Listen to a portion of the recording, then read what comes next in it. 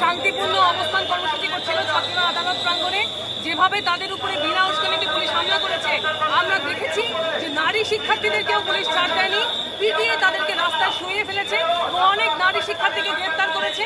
সর্বমোট গ্রেপ্তারের সংখ্যা এখন আমরা জানি না, কিন্তু শতাধিক শিক্ষার্থী আহত হয়েছে। আমরা এর তীব্র নিন্দা জানাচ্ছি এবং অবিলম্বে এই গ্রেপ্তারকৃত ছাত্রদের মুক্তি দাবি করছি। ছাত্রদের সকল আন্দোলনের সাথে আমরা একাত্মতা ঘোষণা করছি। অ্যাটাক করে বিশ্বাস করবেন না কিভাবে লাঠিচার্জ করছে একজনের উপরে, ধাক্কা দিয়ে পালাইছে। ইভেন মেল পুলিশগুলা এই দেখেন যখনই ধাক্কা মারছেন জুতা খুলে পড়ে গেছি, জুতা হাতে নিয়ে দৌড়াইছি। তখন আমরা ডিসিশন নেই যে না, আমরা হাঁটতে সদরবাস থেকে হয়ে এখানে এসে আমরা তারপর শান্তিপূর্ণ আসার পর সবাই কান দুমাইয়া মারছে, মেয়েগুলোরে শান্তি দেয় নাই। এক একটা মহিলা কনস্টেবল, এক একটা পুরুষ, সবাই ইচ্ছা মতো মারছে। যে কোর্ট একটি গুরুত্বপূর্ণ স্থাপনা, এটা অবরোধ করেছিল। তো আমরা অবরোধ করার পরিপ্রেক্ষিতে তারা পুলিশেরকে হামলা করে, ইটপাটকেল নিক্ষেপ করে এবং গাড়ি ভাঙচুরের চেষ্টা করে। আপনারা দেখেন গাড়ি বন্ধ আছে। পরবর্তীতে আমরা তাদেরকে আইনগত ব্যবস্থা নিয়ে এখান থেকে উঠিয়ে দিয়েছি। বেশ কিছু গ্রেপ্তার আছে এবং বর্তমান পরিস্থিতি সম্পূর্ণ আমাদের নিয়ন্ত্রণে। এইখানে ছাত্র ছিল, বাট বেশ কিছু শিবিরের লোকজন ছিল, তাদেরকে আমরা আটক করতে সমর্থ হয়েছি। বেসিক্যালি শিবিরের ইন্ধনে এটা হয়েছিল, তাদেরকে আমরা আটক করতে সক্ষম হয়েছি।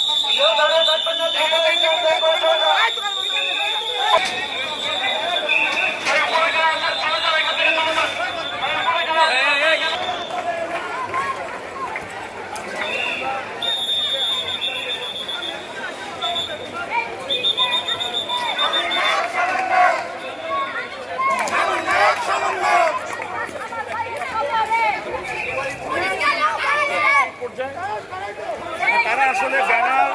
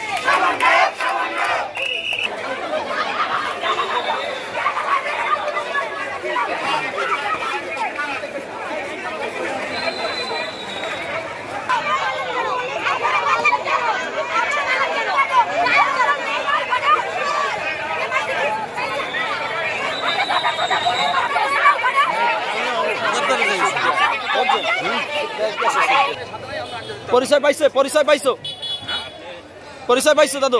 নাশকতা মিছিলের সাথে কেন আসলেন? না, আমি চোখে বন্ধ দেখি পরে পরিচালনা করে নাশকতা করতে আমি জানি না তো, সমস্ত ভিডিও করলে কইছি জীবনের ফোন দেবো না, তুমি সামনে এই জীবনে যদি আমার মোবাইল ফোন যায়